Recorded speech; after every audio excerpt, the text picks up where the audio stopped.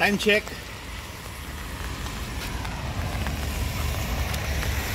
Tuesday, 12:58, September 16. Oh. Nandito kami ngayon. Isang oras ng madaling araw. Dito sa Quintec. Kasi meron kaming inaabangan. Shipment. Anak Ayan lang. Na. LDT gray. The most expensive gray. Pair.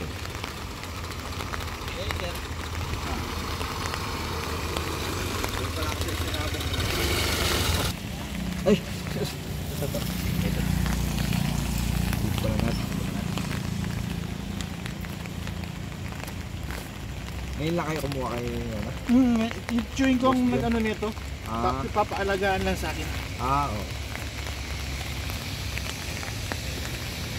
Nasa Australia kasi yun eh. OFW. For OFW yung ano yun eh. Mga customer.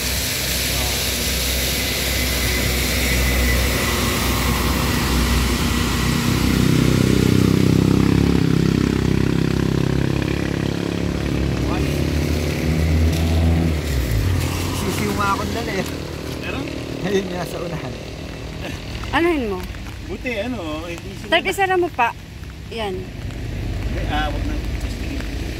Pwede naman natin.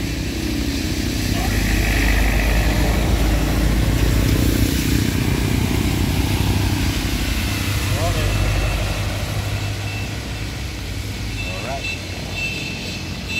Tutuloy na rin.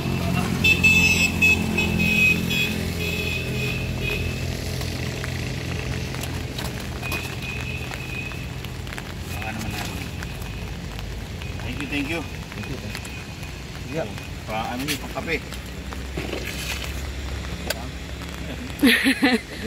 Sige, ingat kayo. Bye-bye. Ayos? Thank you. Yellow. Nandito na tayo sa bahay. Yun. Tayo'y mag-unboxing ulit, no? Kanina tinignan na natin kung okay sila eh. So, eto yung Stag LDT Gray. Lance De La Torre Gray na yung the most expensive gray. Eto yun. Tingnan natin. So, ayan ang itsura niya. Green-legged, siyempre. Typical na ano. Okay naman yung bone structure niya. Okay. Ayan. So hindi pa natin ito makikitang mabuti kasi nga dahil sa bukod sa madaling araw na ano pa, umuulan pa. Malamig pa. I-rest muna natin sila tapos tsaka na natin na mai-scrutinize to pagliwanag na. Pero tignan muna natin yung babae. Yung kulay. Ito'y 7 months old 7 months old. Diba?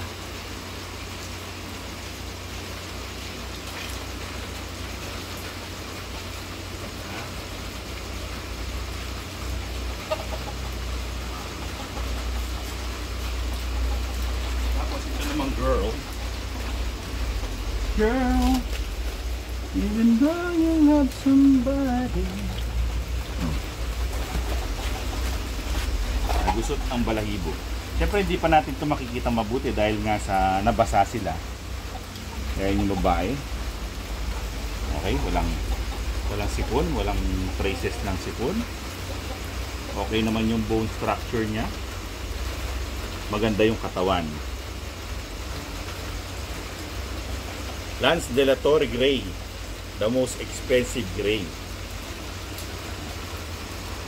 So papagpahingayin muna natin sila. At bukas. Bukas? Pero mamaya din yan. Makikita nyo kapag liwanag na. Doon natin sila makikita mabuti. Yes. Papagpahingayin na natin sila. See you in a while. Jaran! Maliwanag na. O yan, yung mga dumating. Ito yung gray, ito yung pulet. So, kaninang madaling araw pala yun, hindi pala kagabi. Kaninang madaling araw, dumating ang mga gray na yan. So, hindi natin na kilatis na mabuti. Kaya ngayon, kikilatisin natin mabuti. Unahin na natin tong gray na stag. So, ayan ang itsura niya. Oh. Balance yung kanyang stance. Maganda yung kanyang balahibo.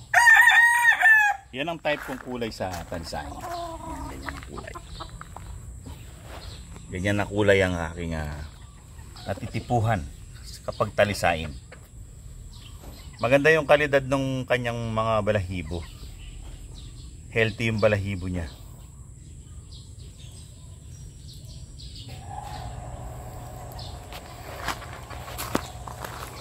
Tingnan natin malapitan. Ganda. Maganda yung kanyang tayo. Maganda yung kalidad, pati kaliskis malinis. Kaliskis niya.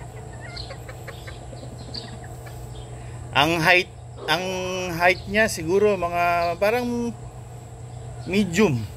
Medium to katamtaman, ordinary medium. Maganda yung kanyang tangkad.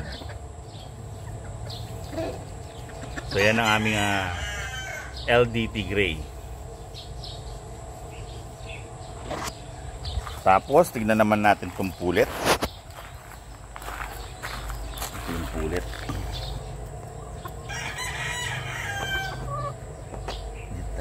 Yan. Yan yung pulet. Mapula yung mukha niya. Ito medyo may ano na to, may edad na to, 11 months old na siya. Yung stag 7 months pa lang yun. Ito pwede nang ready to breed na to. Pwede nang ikasa doon sa stag kasi 7 months na yung stag. Pagkatapos ng flushing, pwede na sigurong iset ito. Kahit hindi mo na pagulangin yung stag, pwede na yung stag eh. So ayan yung mga bago nating pair na LDT Gray, the most expensive gray. Katabi nila yung mga butchers.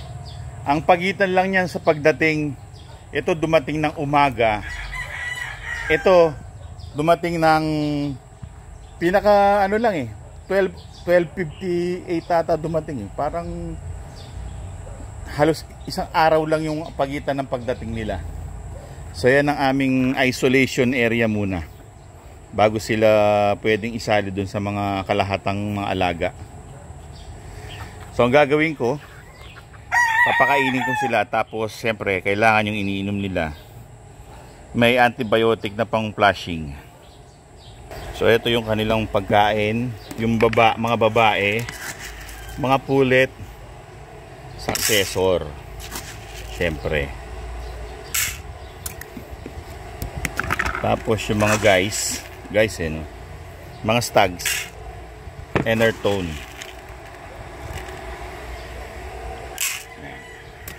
Tapos ang gagamitin naman pang flushing, Premoxil powder.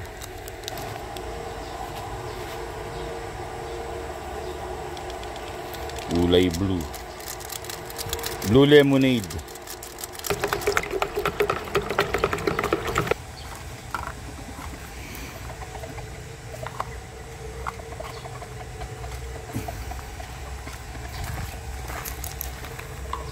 Kain na kayo. Kain na.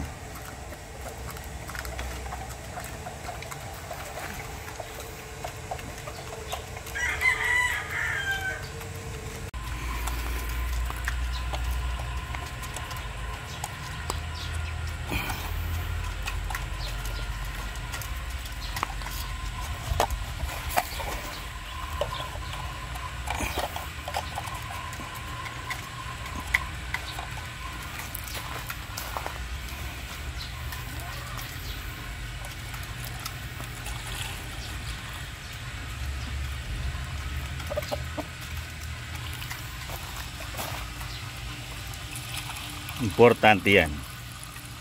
Yung unang inom nila matapang. Pang treatment. Pero yung succeeding yan, pang prevention na lang. Para ano kaagad, pondo kaagad ng pang-flashing. So mga kaibigan, yan ay mga LDT Gray namin. So marami kaming mga pairs ngayong breeding season, kaya mabibisi si Aling Mimay sa kanyang breeding program. Diba? Most expensive gray. Ayos, diba? So mga kaibigan, maraming salamat sa inyong panonood. Hanggang sa susunod na episode. Paalam.